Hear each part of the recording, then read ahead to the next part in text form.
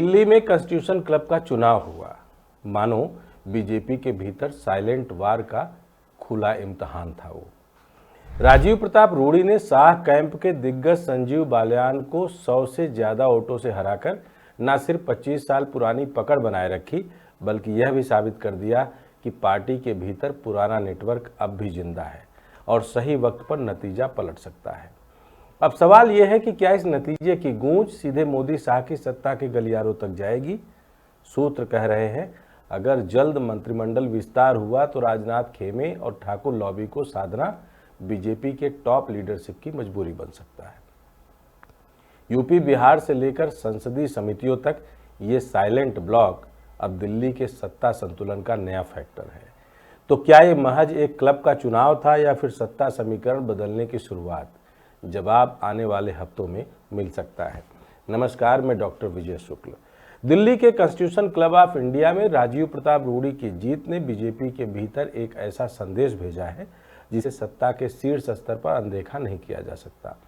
यह जीत सिर्फ एक संगठनात्मक पद पर कब्जा नहीं है, बल्कि इसने यह साबित किया है कि मोदी शाह की जोड़ी के वर्चस्व के बावजूद पार्टी में पुराने नेटवर्क और व्यक्तिगत रिश्तों का एक साइलेंट ब्लॉक मौजूद है, जो सही समय पर संगठित होकर नतीजे पलट सकता है।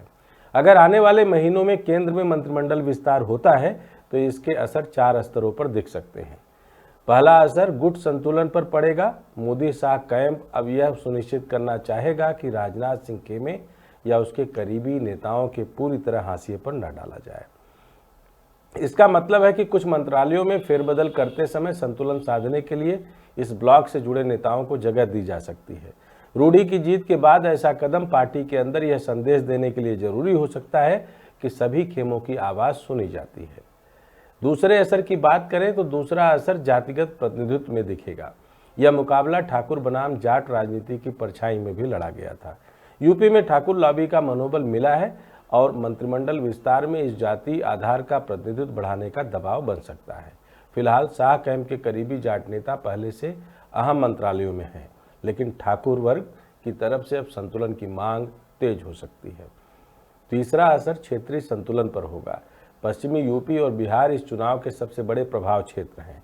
पश्चिमी यूपी में जाट राजनीति शाह कैंप की रीढ़ है, जबकि बिहार में पुराने संगठनात्मक नेता, खासकर वे जो किसी केंद्रीय गुट से जुड़े हैं, अब यह दावा कर सकते हैं कि दिल्ली में भी उनका नेटवर्क असरदार है। मंत्रिमंडल में इन क्षेत्रों को मिलने वाला प्रतिनिधित्व अब इस चुनाव के संदेश से प्रभावित हो सकता है। चौथा असर संसदीय समितियों और संगठनात्मक पदों में दिखेगा। मंत्रिमंडल विस्तार के साथ साथ संसदीय समितियों के नेतृत्व और संगठनात्मक पदों के बंटवारे में भी इस ब्लॉक की ताकत को ध्यान में रखना होगा। मोदी शाह जोड़ी आमतौर पर इन नियुक्तियों का इस्तेमाल राजनीतिक संतुलन साधने के लिए करती है। इस बार संभावना है कि राजनाथ खेमे या उनके समर्थकों को 1-2 प्रमुख समितियों की कमान सौंप दी जाए।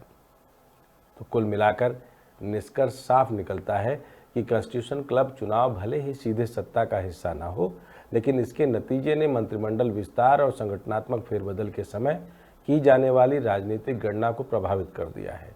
अगर निकट भविष्य में विस्तार होता है तो यह सिर्फ प्रदर्शन या चुनावी रणनीति के आधार पर नहीं, बल्कि गुटबाजी, जातीय संतुलन और पुराने नेटवर्क को संतुष्ट करने की मजबूरी के साथ होगा। जय हिंद, जय भारत।